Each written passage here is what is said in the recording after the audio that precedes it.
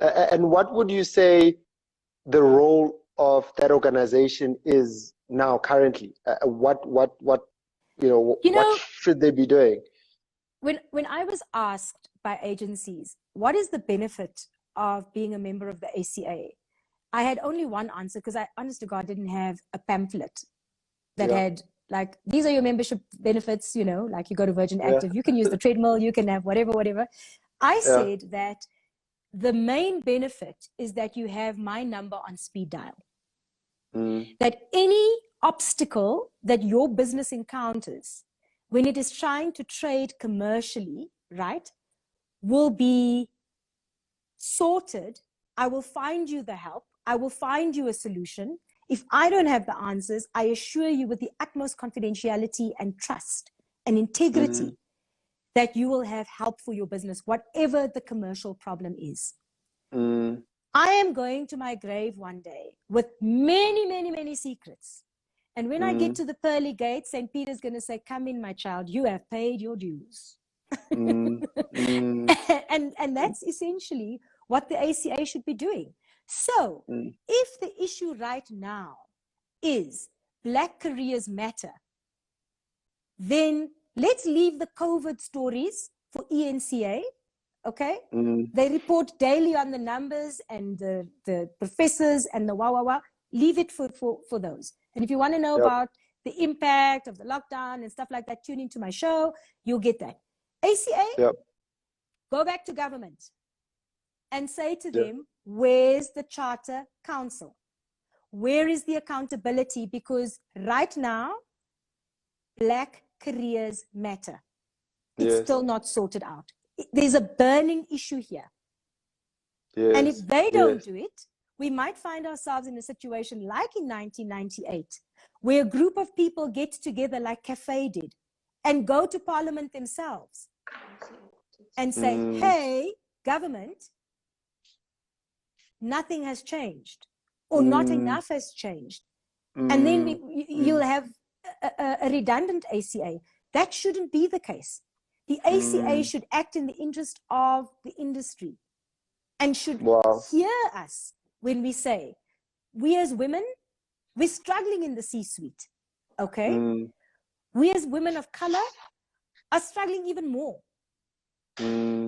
We as Black professionals in the industry, we're being labeled, we're being targeted, we're being victimized. There's a ceiling that we can't get past, okay? Because there's still a lack of understanding of what transformation really is. And create a space or an opportunity for those conversations that happen around the bride to happen in the boardroom. Educate people about what equality is. Wow. And Odette, people comfortable with it. What is government's role in all this? I know as the ACA you engaged a lot with the government. What is government's role in transforming our industry? Government has an obligation to ensure that there's poverty alleviation, that there's job creation, that there's economic participation in our economy. Okay? It is therefore their responsibility to assist industries to achieve that. To create jobs which will alleviate poverty and that will promote economic participation. It's in their interest because it's in government's mandate. That's what government's trying to achieve, right? So if that's what they're trying to achieve, broadly speaking, then they have a responsibility to help the industries, whether it be by a stick or by a carrot, I don't know, okay? But to work with industry to achieve the objectives. And I guess the first thing is, it's my first time engaging you so deeply about transformation, and I love your clarity to it. So this council that was supposed to be set up, what do you think is stopping it? I mean, it was supposed to be in 2018, it's 2020. What do you think is the issue there? They say, if it ain't broke, don't fix it. The fact that the broken hasn't been brought to the fore has created the perception that it's fixed because there's so many level 1 certificates and level 2 certificates being dished out. So there's a perception that, oh, okay, they're meeting the targets. My question is, who's policing what's in that certificate, how they got there? Wow. I've seen trusts and all kinds of funny things with nobody in it, guys. Wow. But the trust exists, okay? I've seen like crazy stuff happen. And the auditors don't understand our industries like 100%. Here's a big one. Here's a big one. Yep. So clients, right, take their whole marketing budget, call it 50 million, 200 million. And they think that because they are procuring the services of the ad agency, the lead agency or whatever, that they're claiming 200 million's worth of points. Wow. I say, go and read my definition that I wrote of turnover in the charter. It specifically excludes pass-through costs. So, Mr. Client, if agency margins are being driven down to under 10%, single-digit margins, okay, let's work on 10% to make it easy for those who are not so good at maths. 200 million is your budget. Agency makes only 10% of that. Therefore, only that 10% should be claimed for their preferential procurement. Wow. Not the whole 200 million. The whole 200. Right. You know, Odette, you won't believe this. There is 4 minutes left. And I think we need to oblige everyone now. I think is realizing there's so many, we need a part 2. So can I kindly ask, and I know your evenings are precious, the amount of feedback asking for part 2, I think I'll just be taken out of the streets if I don't ask you. I will gladly oblige. Guys, this is something I'm so passionate about. This is something I want to talk about, because the more we talk about it, the more we create understanding for people of color and people who are white, okay? There is no need, my white colleagues and friends, to be afraid, all right? And my black colleagues, there is no need to toy.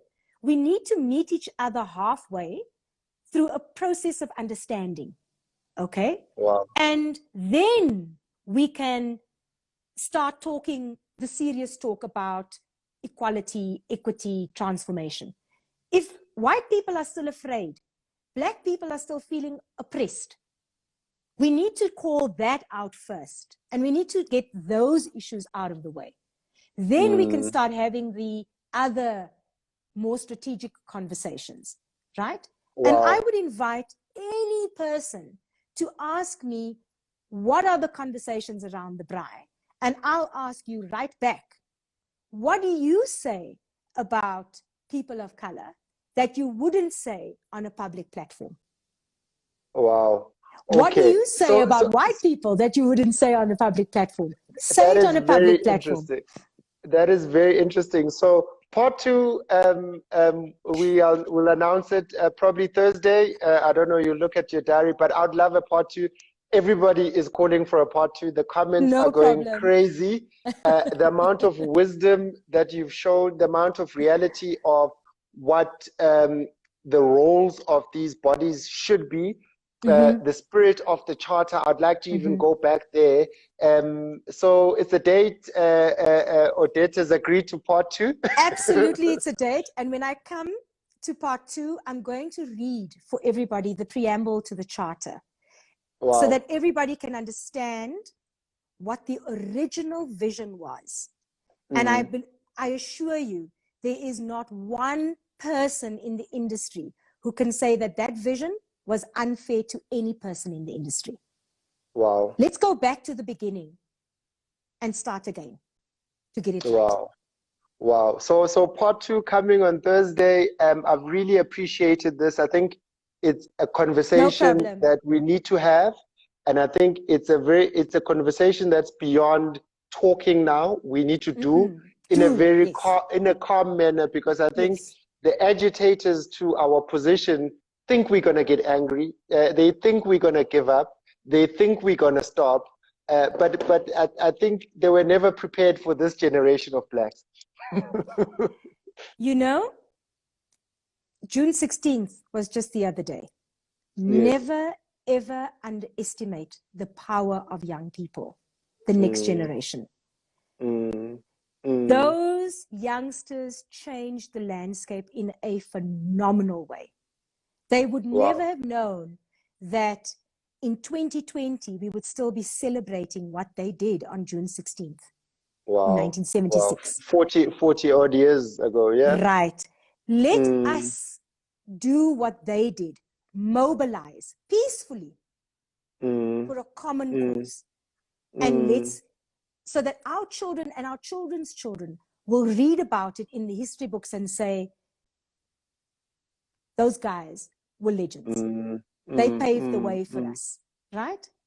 So let's get together as a collective. Let's have those conversations. Let's call the elephant out. And then let's start breaking the elephant down one piece at a time so that we can get to the common objective. Everybody can eat, people.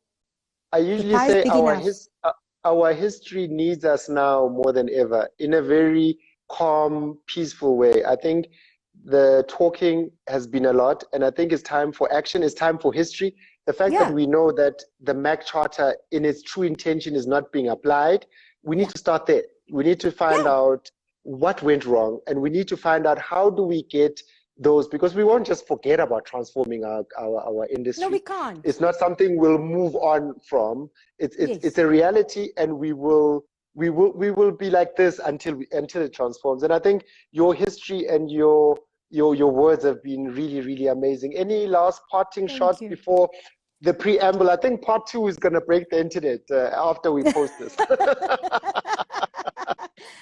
I think my parting words, colleagues, is that transformation is a journey. It is not a destination. It will forever morph until the country as a collective is contributing to a thriving economy on the continent. Okay? That's the big agenda. The agenda isn't to get that certificate as the destination. The agenda is much, much, much, much, much, much bigger. We have the biggest unemployment crisis in the country at the moment. There is no way that corporate South Africa can absorb all those unemployed people. We need a situation where we allow an opportunity for entrepreneurs to not just enter the market, but enter, succeed, and thrive. The only way that's going to happen, okay? And the only way we're going to address the unemployment crisis, and the only way we're going to address the poverty crisis, okay? Not post-COVID, today, is through equality. Equal opportunity to participate in the economy. Wow.